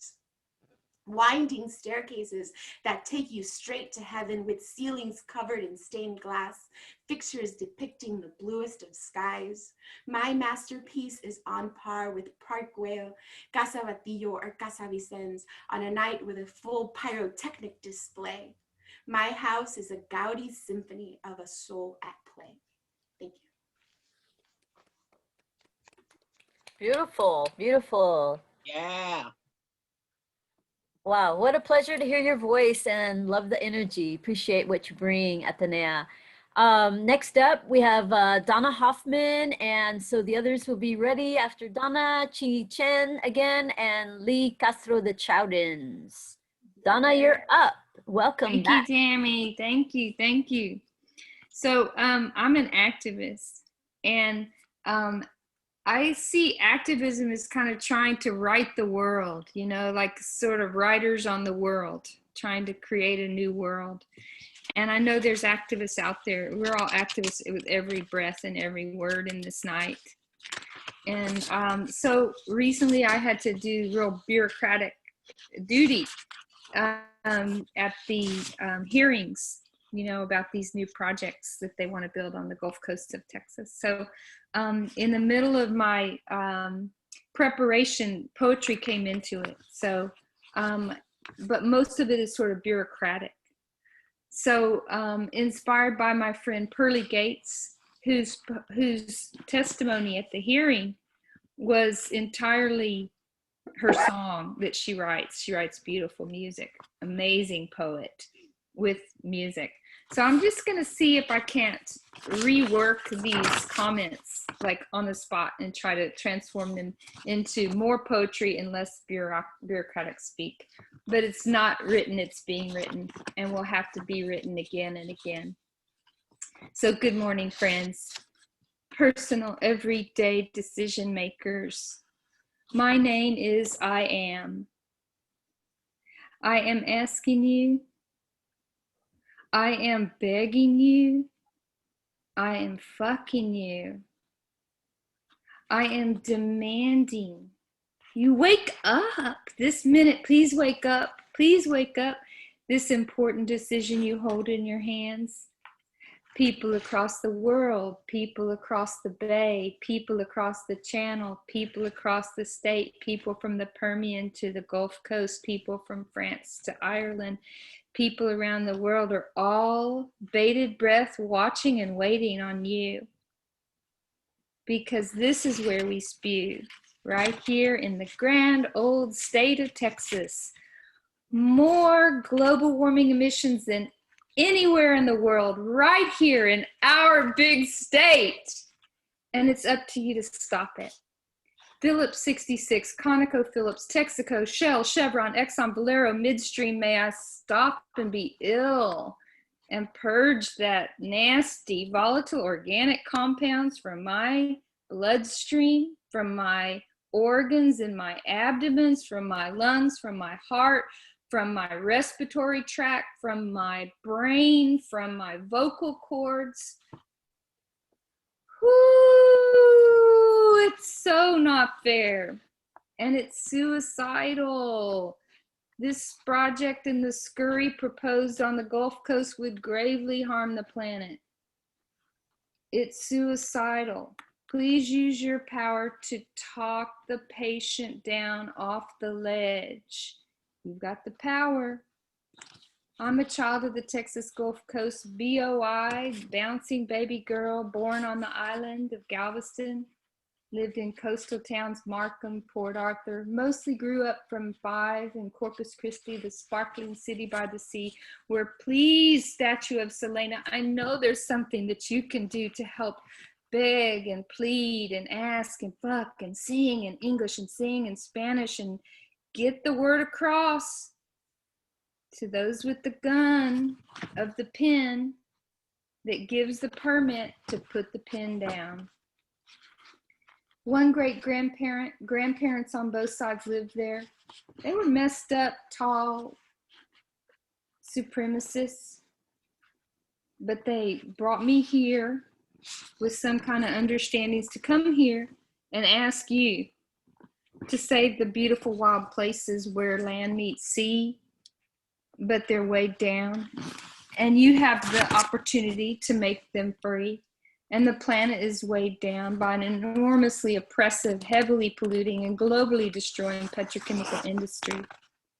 When your feet just beginning to walk meet sand, and you run as best you can to the frothing tide, when you and your family fill an ice chest with large blue crab from the place where salt meets fresh water in the Nueces River, when you wade to your hips into the Gulf off Padre and hook 13 whiting, one after the other, because your dad knows when there's a run, when you ride with your family into the Gulf's chop on a boat your dad made and your young brother pulls aboard, was it a 40-pound drum? When you do these things that make you one with the power of nature in a specific region, that place suffuses your soul with the love and knowledge of its glories. Realtors in Corpus Christi like to say, not a day without looking at the bay. And it's true. The meditative gaze, the soul is nourished by that view of the water and the sky. It's possible for many to look away from or pretend to avoid the stench of sulfur and benzene from the ship's channels and refineries and chemical plants. Even as a child, I felt the horror of the petrochemical flares and fumes. After the surprising devastation of Celia, one of the early strengthened storms, strengthened by the warmed temperatures of the large Gulf, it was made more powerful by human-made emissions into the atmosphere. I wasn't so upset during the storm's fury, as I was terrified that in the aftermath of the storm's devastation, the flare still burned on the chemical plant next to where my mother worked. You've got to put the flare out, friends.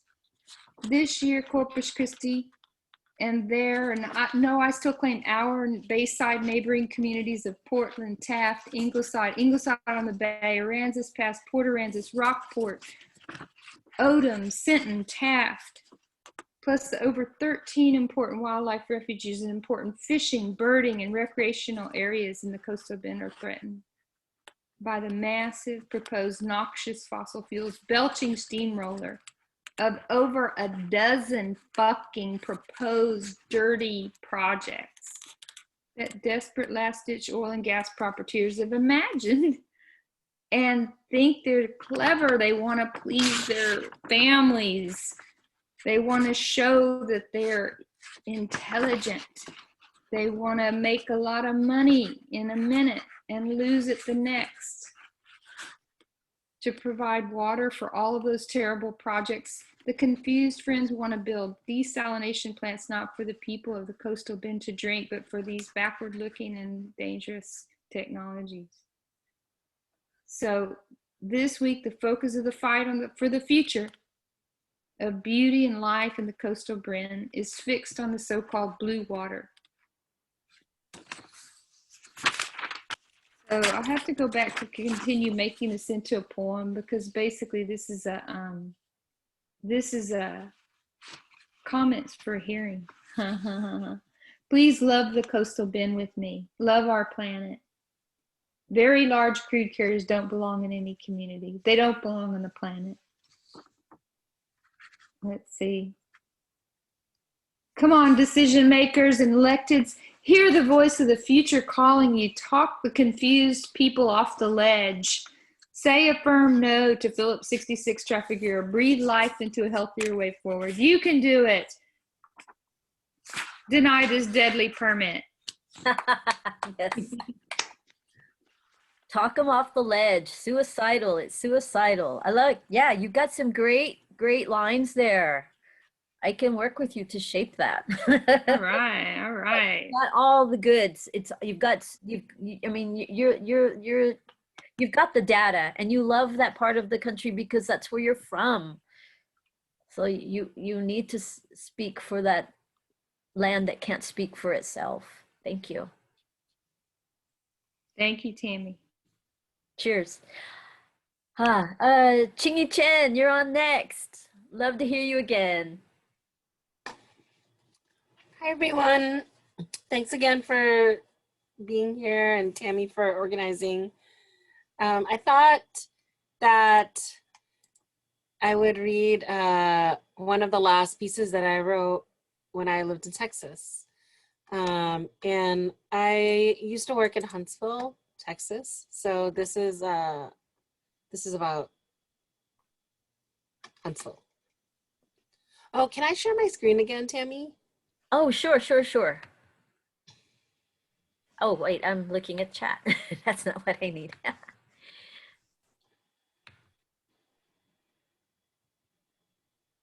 I think you have the power. Oh, I still have the power. Okay.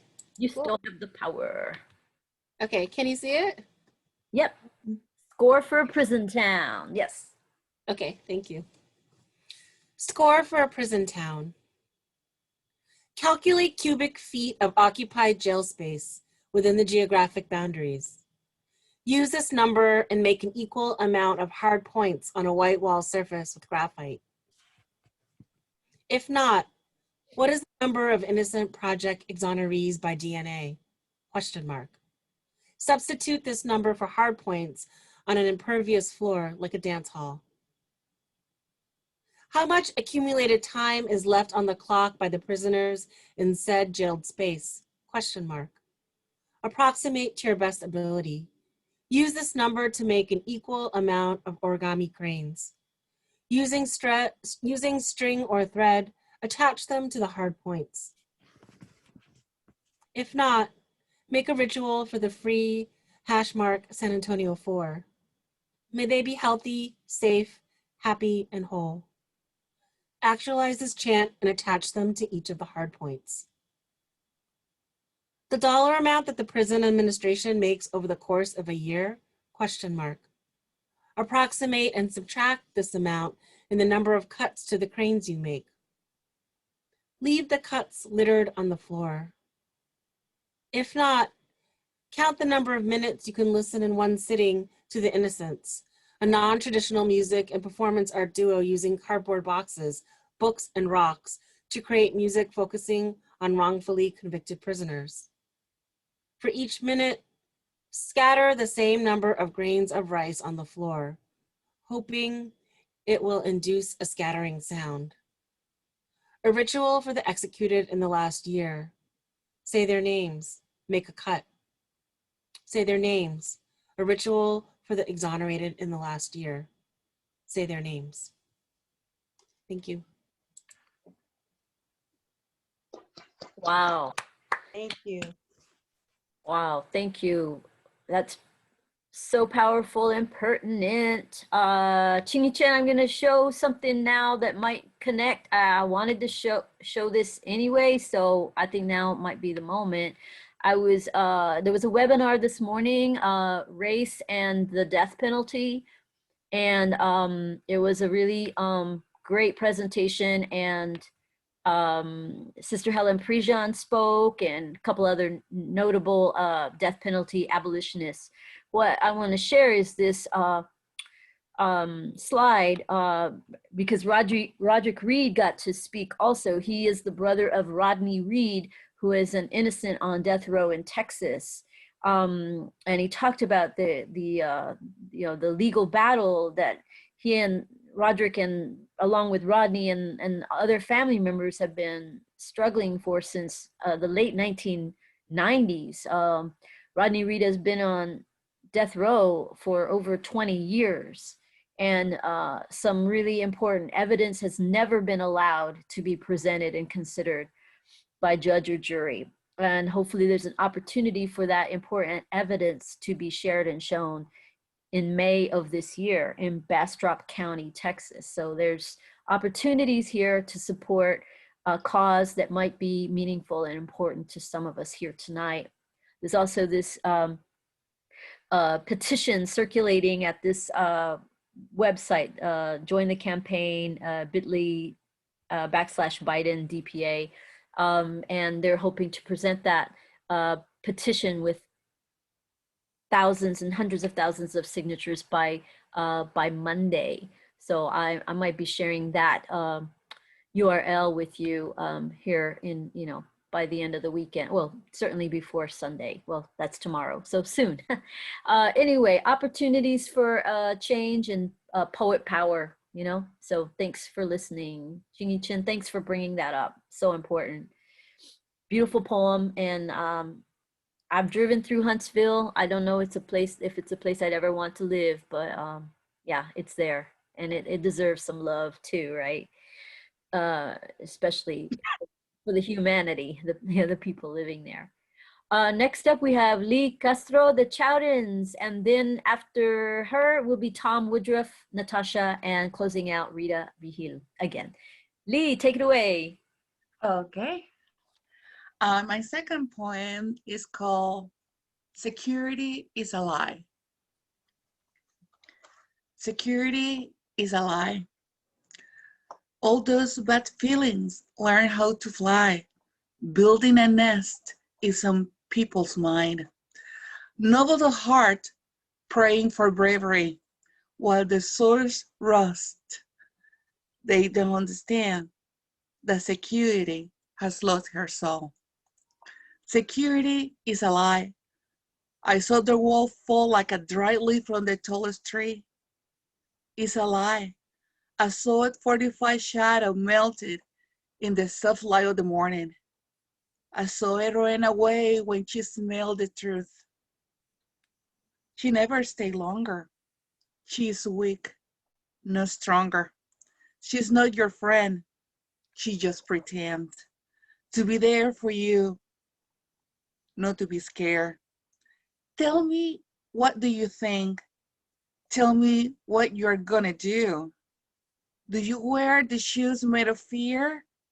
Or you go barefoot, calling the pain and sweat of the road, earning your wings of your truth? Know that security is not there for you.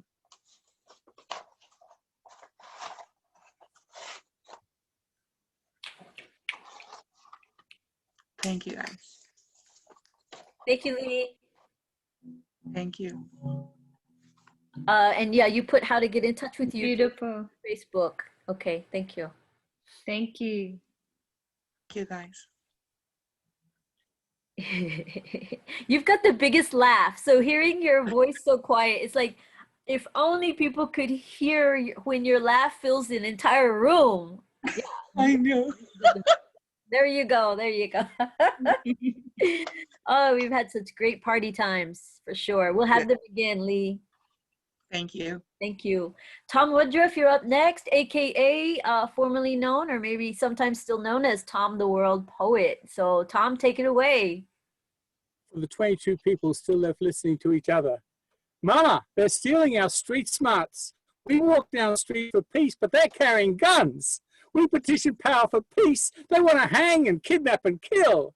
We write poetry for peace. They want war, war, war. We breathe with all who share our air, even the killers of breath there. We watch and wait and witness as peace becomes a cliche invoked in their cartoons, while graphic novels share graphic violence and the death of heroes and heroines. We're no franchise, no manga mangle, no PTSD veterans. We share the common meals of kindness and goodwill. We listen to each other, even in dispute. We have songs that sing us through these tortured times, old as Khrushchev and Fidel, older than Mao and Ho. We are the people, says Carl Sandburg. What else will you call us? And we may not agree, but this circle tonight, it's for all of us. Better to hold hands than fight with fists. Better to listen deeper than to speak. There's a string of crumbs that birds eat. They're a way out of this labyrinth. Ants know that we're all in this together. Birds know feathered flock together. Books gather in libraries for self-preservation, and bees and butterflies face extinction, but do not stop flying. The problem seems to be religion. Unless and until we can accept all animals as they really are, without necessity for slaughtering, controlling, and butchering them, we'll not see animals, birds, bees, butterflies as us.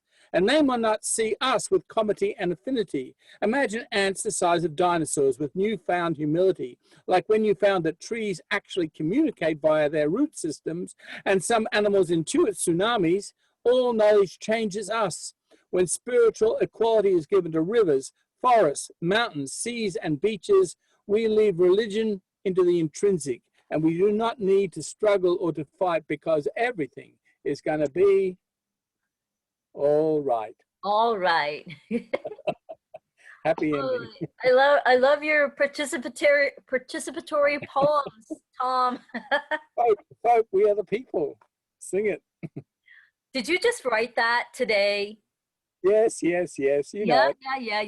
Yeah. Thank you. Thank you for your energy and love. Thanks so much. Do you want to share what the symbology of the backdrop is? Is that you Yeah. Well, if you can see behind me, it's peace in the planets. Because I think we all talk about us, but in actual fact, around us, people perceive things as chaos or they perceive them as harmony.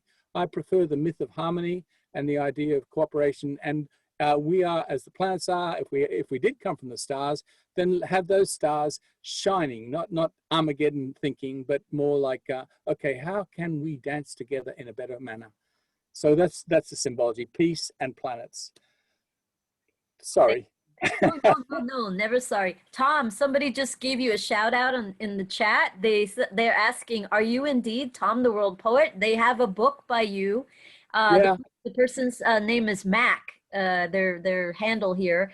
And Okay. so, yeah, some of your work is getting out and about, sir. Really glad. There's only 240 books, so he's got one. Well, it looks like Natasha, and I completely understand, didn't get to stick around. I'm so glad she made her presentation and appearance with us today, and I think we probably filled her heart up to the brim and beyond. So we have one more presenting poet left for the evening, and that is Rita Vigil.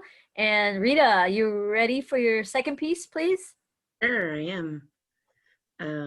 This poem was inspired by some personal healing that I was going through using ecotherapy.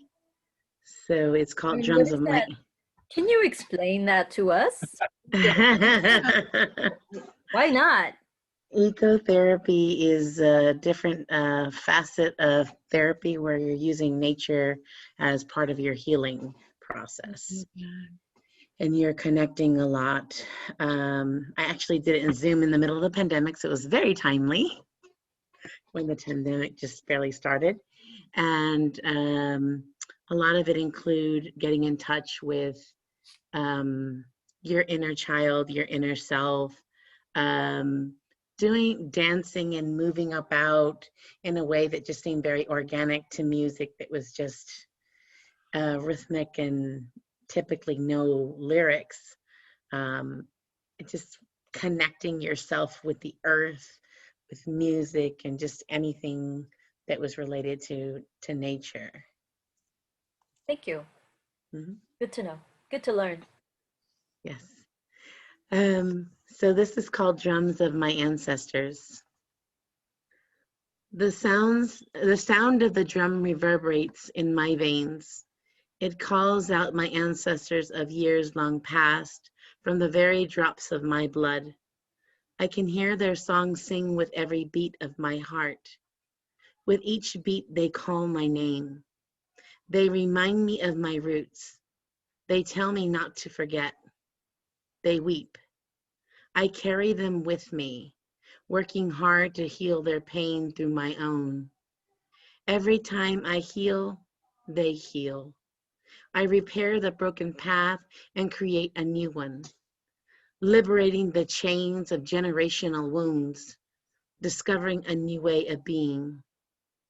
I breathe recovery into life as I walk toward the light, wind, water, and mountains, transcending it into my legacy.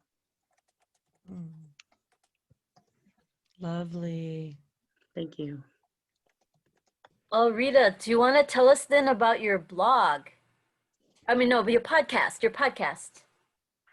Oh, my podcast is The Backpacking Introvert. So I do have a podcast that I started again in the pandemic, the midst of it. I just leapt out there and I talk about mental health. I do sometimes share poetry. It's mostly mental health because I am a future therapist, actually graduate student interning at the moment. So I talk about that and I have a podcast that comes once a month. Can you give us the name again, louder and slower? I'll type it in the chat box if that's Okay. better. And I do have an Instagram account that goes with it. What is it? Backpacking, what was it? The Backpacking Introvert. Introvert, yeah. Awesome. Yeah. I'll be excited for your support. Thank you so much for letting me share. Oh, of course. You're welcome. Thank you. And Tom, we've discovered that it's Greg Johnson who has some of your books. And he's based here in North Texas. Excellent, wonderful. Best to Greg, best to Richard Loringer, best to you, Tammy. And we're still here. It's amazing. So just a quick reminder that if you want to join the Facebook group, it's not a requirement to attend these events, of course, but it's a way to stay in touch with one another. And then if, let's say in a week or two, you just recalling a quote from somebody's poem and you wish that you could hear it again, then this might be a way through this Facebook page to get in touch with that poet or me even to try to track down that line or that quote that meant so much to you and has figured pretty concretely into your future life or current life, because we do that with each other's work. We kind of become part of the bloodstream in a sense. So yeah, join up. It's not mandatory, but yeah, I also share things like links to the YouTube videos because once these Zoom events end, the recording, because I've been recording, will get uploaded to YouTube, and then you can have a link to it and watch this at your leisure repeatedly if you like, or just scroll to the part where your face is front and forward and awesome and beautiful. So next time, I don't know what the theme is yet, but we have so much great future to look forward to. And if you're interested in reading, you can hit me up directly or through the Facebook group. And as you might have heard before, I like for people to take a month break, so that we can allow for voices that we haven't heard the previous month to be heard next. But if you haven't read in a couple months and want to come back, yeah, just hit me up, especially if the theme really resonates with what's on your mind. And yeah, I do this out of joy and love, and it's not a capitalist venture, but I do ask people to consider buying books by presenting poets, by featured poet. And Joe Hoppy, now's the cue for you to give another shout out for Hot Rod Golgotha.